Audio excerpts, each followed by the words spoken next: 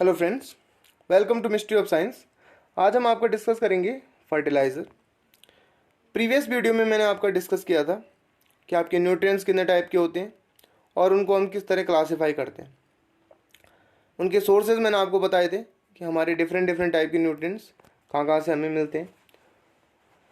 तो थोड़ा आपका रिकैप ले लेते हैं और आपका न्यूट्रिएंट मैनेजमेंट मैं आपका आज समझाने जा रहा हूँ आपको।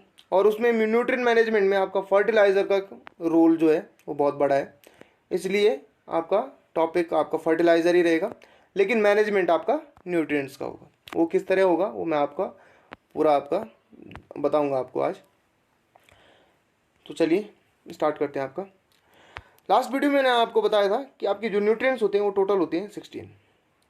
उनमें से आपका कार्बन, ऑक्सीजन और हाइड्रोजन, ये तीन आपके एक तरफ होते हैं और आपका 30 न्यूट्रिएंट्स अलग होते हैं, जो कि मैंने आपके दो पार्ट्स में डिवाइड किए थे, micro nutrients and macro nutrients.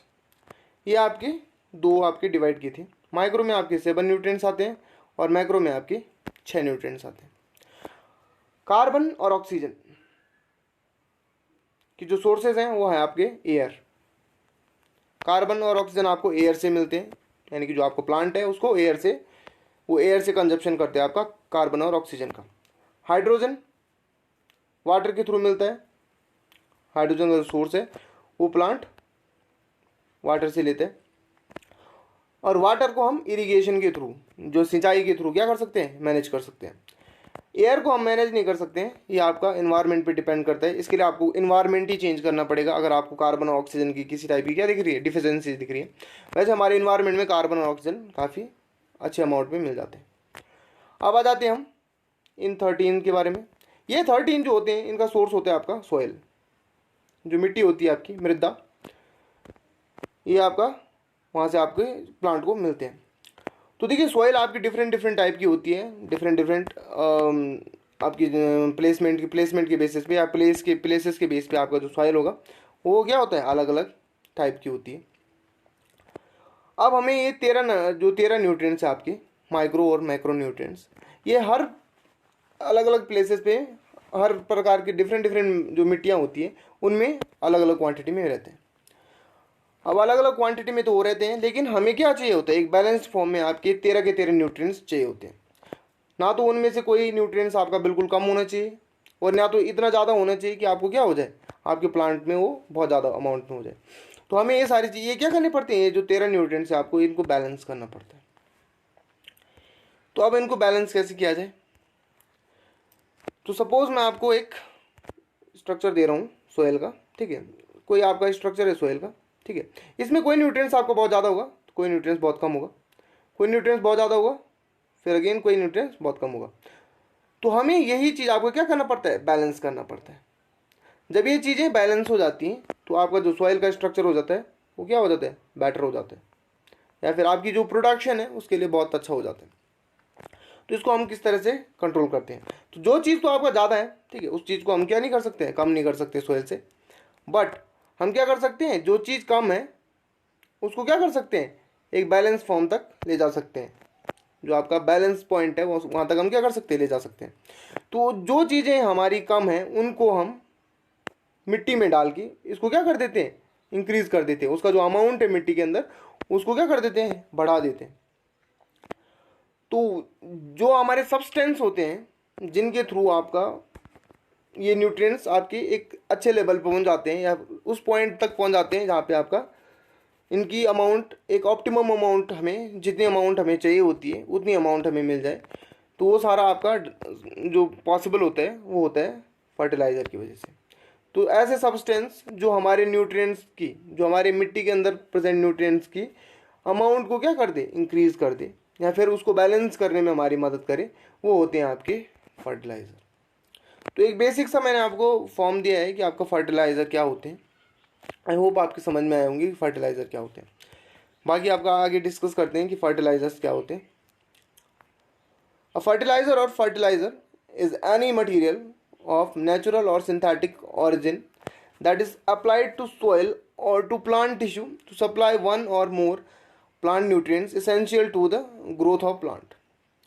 देख लीजिए, आपका यही मैंने आपका अभी तक डिस्कस किया कि आपका कोई भी सब्सटेंस, वो सिंथेटिक हो या नेचुरल हो, वो हम आगे बात करेंगे। आपका सिंथेटिक या नेचुरल है, हमारे दोनों टाइप के होते हैं, नेचुरल भी होते हैं, सिंथेटिक भी होते हैं फर्टिलाइज़र। तो ऐसा कोई भी आपका सब्सटेंस जो हमारी क्या करे, मिट्टी की उर्वरता को बढ़ाए, मिट्टी के अंदर जो न्यूट्रिएंट्स आपके कम है उनको क्या कर दे, एक बैलेंस अमाउंट तक पहुंचा दे, उसको आपका क्या बोलते हैं, फर्टिलाइज़र बोलते हैं। अब फर्टिलाइज़र आपके दो टाइप के होते हैं। एक होता है आपका ऑर्गेनिक फर्टिलाइज़र, जिसको हम कार्बनिक उर्वरक बोलते हैं, और दूसरा होता है आपका इनऑर्गेनिक फर्टिलाइज़र, जिसको हम अकार्बनिक उर्वरक बोलते हैं। इन दोनों के बीच का जो बेसिक डिफरेंस है वो क्या है, वो मैं आपको थोड़ा बता देता हूँ। देखिए, जो आपके ऑर्गेनिक फर्टिलाइज़र होते हैं, ये होते हैं आपके, जो आपके घर में गोबर होता है, ठीक है, जो आपके घर में क्या होता है, गोबर या फिर मैन्योर, जो आपका मैन्योर होता है, उसको आपका बोलते हैं ऑर्गेनिक फर्टिलाइज़र। ऑर्गेनिक फर्टिलाइजर जो होते हैं नेचुरल होते हैं, इसमें किसी टाइप का लेबोरेटरी वर्क इंक्लूड नहीं होता है, ये आपका नेचर में नेचुरली प्रिपेयर होता है। इनऑर्गेनिक फर्टिलाइज़र आपके वो होते हैं जो हमारी लेबोरेटरी के अंदर प्रिपेयर होते हैं और जिनके अंदर सिर्फ और सिर्फ आपके न्यूट्रिएंट्स होते हैं। ऑर्गेनिक फर्टिलाइज़र के अंदर आपको क्या मिलेगा, कार्बन बहुत अमाउंट में मिलता है, बहुत ज़्यादा अमाउंट में क्या मिलता है, कार्बन मिलता है। इनऑर्गेनिक फर्टिलाइज़र के अंदर किसी टाइप का आपको कार्बनिक या फिर कार्बन नहीं मिलेगा, कार्बन बहुत कम अमाउंट में मिलता है, ठीक है, बहुत ही बेसिक अमाउंट में मिलेगा आपको। इसमें आपके इनऑर्गेनिक जितने भी आपके जो टेरा न्यूट्रिएंट्स हैं, उनमें मैक्रो और माइक्रो न्यूट्रिएंट्स जो हैं आपके, वो सारे क्या इनऑर्गेनिक के अंदर आते हैं। तो वो सारे के सारे क्या होते हैं, इनऑर्गेनिक फर्टिलाइज़र, और उसके अंदर कार्बन नहीं होता है। ऑर्गेनिक फर्टिलाइज़र के अंदर क्या होता है, बल्क होता है, बल्क यानी कि कार्बन, कार्बन काफ़ी अमाउंट में होता है। तो ये दो टाइप के आपके क्या होते हैं, फर्टिलाइज़र होते हैं। अब हम आगे डिस्कस करते हैं आपका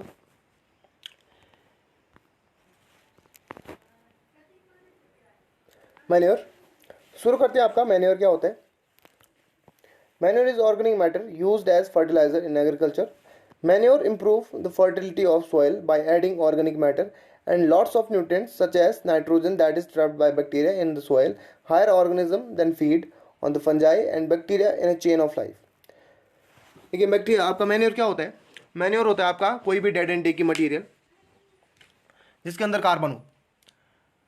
तो आपका जो गोबर होता है उसके अंदर कार्बन काफ़ी अमाउंट में होता है, ये आपका मैन्योर होता है। साथ में आपका जो हम बिछावन के लिए पत्तियाँ डालते हैं वो भी क्या हो जाती है, सड़ गल जाती हैं, और उसके बाद वो भी क्या हो जाता है, खाद बनाती हैं, तो वो भी आपका मैन्योर के अंदर आती है। देखिए, मैन्योर आपके सॉइल को इनरिच कैसे करता है, न्यूट्रिएंट्स उसमें किस तरह आपका इनरिचमेंट करता है वो, ये हम आपका अभी थोड़ा डिस्कस करेंगे। कोशिश कीजिएगा समझने की। मैं आपको एक बेसिक पॉइंट ऑफ व्यू देना चाहता हूँ कि मैन्योर आपका होता क्या है और उसके अंदर न्यूट्रिएंट्स कहाँ से आते हैं। तो मैं आपको बेसिक आपका स्टार्ट करता हूँ, बेसिक से स्टार्ट करता हूँ, ठीक है। कोई आपका एनिमल है, ठीक है, इसका एक्सक्रीटा है जो, ठीक है, एक्सक्रीटा के अंदर क्या आएगा आपका, micro, macro, carbon, hydrogen, oxygen, ये आपके 16 न्यूट्रिएंट्स हैं जो कि हमें सॉइल को एनरिच करने के लिए चाहिए। अब ये एक्सक्रीटा के अंदर कहाँ से आए, ये पॉइंट आता है कि एक्सक्रीटा के अंदर आखिर आपका आया कहाँ से।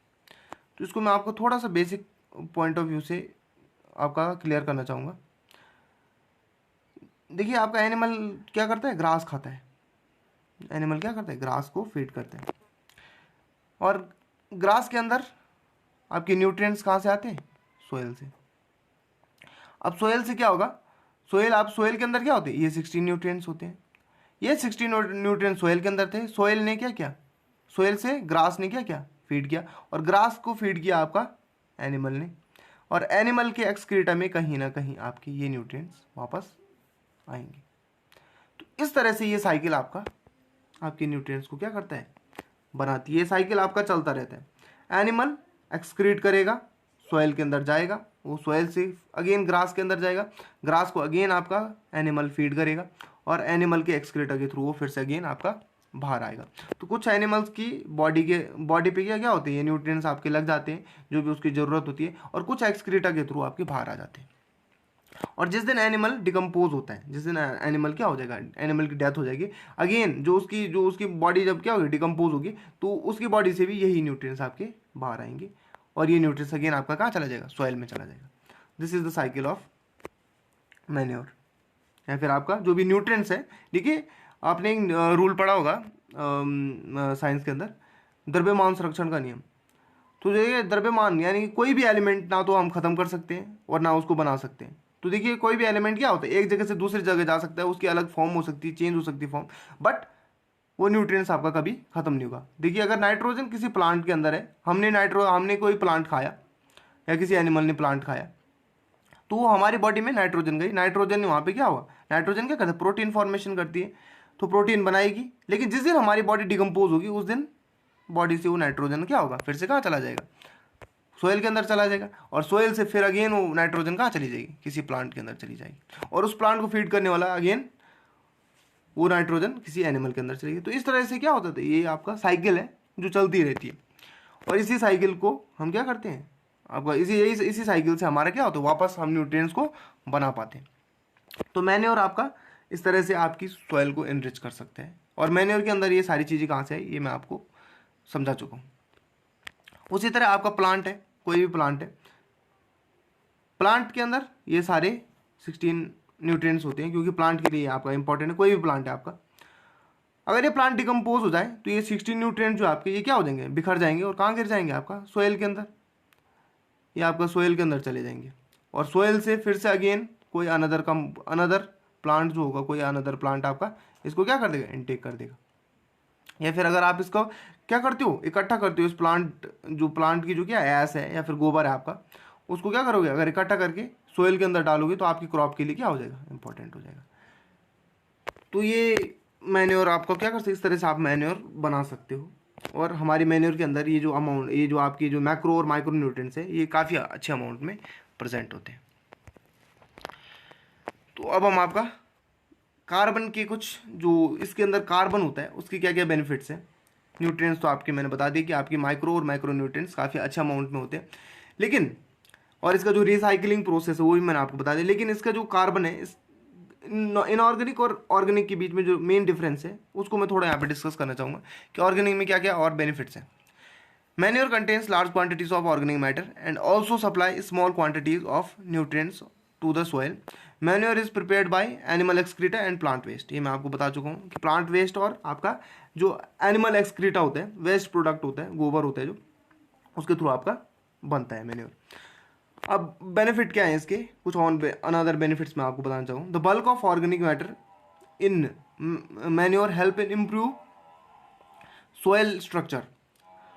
This involves in increasing the water holding capacity in the Sandy soil. अब इसको हम कैसे समझ सकते हैं, इसको मैं आपको थोड़ा इस तरह से आप इसको समझिए कि आपका कोई सैंडी सोयल है, सैंडी सोयल यानी कि रेत जिसको बोलते हैं आपका, ठीक है। देखिए रेत के अंदर फसल नहीं उगती, but adding manure, after adding manure इसके अंदर भी क्या हो जाता है, फसल उग जाती है। ऐसा क्यों, देखिए आपके जो रेत होती है उसके जो कण होते हैं उनके बीच में क्या होता है, एयर स्पेसेस होते हैं। क्या होते हैं आपके, एयर स्पेसेस होते हैं। इन एयर स्पेसेस को क्या कर देता है, जो आपका कार्बन होता है, जो कार्बन होता है वो इन एयर स्पेसेस को भर देता है। जब तक इसके अंदर ये एयर स्पेसेस होंगे तब तक क्या होगा, आपका वाटर क्या होगा, इसके ऊपर आएगा, इरिगेट किया आपने वाटर, हमने क्या सिंचाई की, ये वाटर यहाँ पे आएगा और इन कणों के बीच से आपका निकलते हुए आपका आगे बढ़ जाएगा। यहाँ पे आपकी जो फसल होगी उसको वाटर नहीं मिल पाएगा। बट अगर ये कार्बन आपका यहाँ पे आ जाए, जो ऑर्गेनिक आपका ऑर्गेनिक फर्टिलाइजर का एक मेन रोल है कि वो कार्बन भी प्रोवाइड करता है, जो बल्क होता है उसका, वो कार्बन, उसमें कार्बन होता है काफ़ी अमाउंट में, और वो क्या करता है यहाँ पे इन जो आपका ये जो स्पेसेस हैं, एयर स्पेसेस हैं आपकी सैंडी सोयल के अंदर, इनको क्या कर देता है, भर देता है। अब जब ये भर देगा तो वाटर क्या होगा, यहाँ पे रुकेगा, और अगर वाटर यहाँ पे रुक रहा है तो आपका जो प्लांट होगा वो क्या कर देगा, इस वाटर का कंजप्शन कर पाएगा और इसकी जड़ें भी क्या हो पाएंगी, यहाँ पे फिक्स हो पाएंगी। तो इस तरह ये क्या होता है, वाटर होल्डिंग कैपेसिटी, जो वाटर की जो जल को रोकने की क्षमता होती है किसी भी मिट्टी के अंदर, वाटर होल्डिंग कैपेसिटी, उसको क्या कर देगा, सैंडी सोयल की बढ़ा देगा। एक तो बेनिफिट आपका ये है जो मैं आपको समझाना चाहता था कि इसका एक बेनिफिट ये है। इनऑर्गेनिक की अगर मैं बात करूं तो इनऑर्गेनिक में आपका कार्बन नहीं होता, किसी टाइप का बल्क नहीं होता, वो सिर्फ आपका न्यूट्रिएंट्स होते हैं। और न्यूट्रिएंट्स को डालने पे आपका क्या होता है, प्लांट उसको कंजप्शन करते हैं, वो मिट्टी के स्ट्रक्चर को कभी भी चेंज नहीं करते हैं। वो सिर्फ क्या करते हैं, आपकी फसल के लिए बेनिफिशियल होते हैं, आपकी जो सोयल होती है उसको किसी तरीके से इंप्रूव नहीं करते हैं। इसीलिए ऑर्गेनिक फार्मिंग को बढ़ावा दिया जा रहा है। आई होप आपकी समझ में आया होगा। अगला पॉइंट देखिए, सॉरी,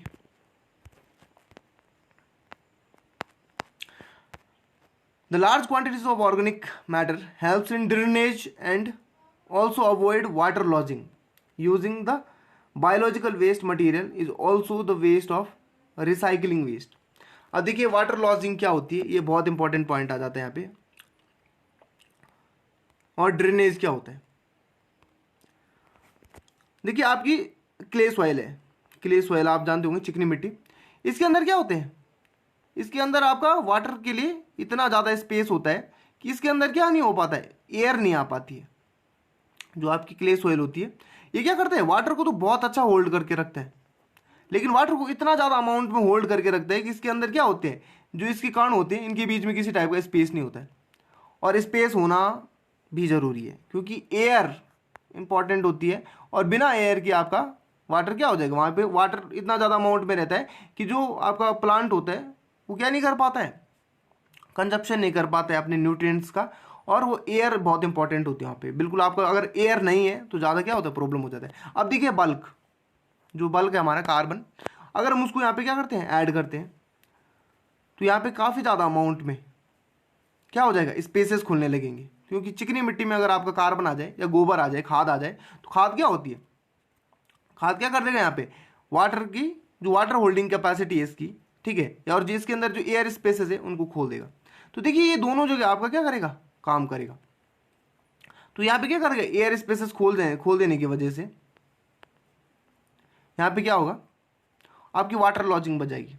अब वाटर लॉजिंग क्या होती है, देखिए बहुत जो चिकनी मिट्टी होती है, ठीक है, अगर इनमें क्या करते हैं, वाटर बहुत ज़्यादा अमाउंट में क्या हो जाता है, भर जाता है, जिस वजह से क्या हो जाता है, ये जो मिट्टी होती है इतनी गीली हो जाती है कि जो आपका प्लांट होता है वो क्या हो जाता है, टिल्ट हो जाता है, या फिर आपका बह जाता है, या फिर टूट जाता है। जो इरेक्ट पोजीशन होती है आपकी प्लांट की, जो इरेक्ट पोजीशन होनी चाहिए थी, वो किस में कन्वर्ट हो जा रही है, आपका गिर जाएगा, जो आपका प्लांट होगा वो गिर जाएगा। क्योंकि सोयल क्या हो जाती है, डाइल्यूट हो जाती है वाटर के साथ, और एकदम आपको क्या होता है, बह जाती है। इसीलिए इसको क्या बोलते हैं, वाटर लॉजिंग बोलते हैं।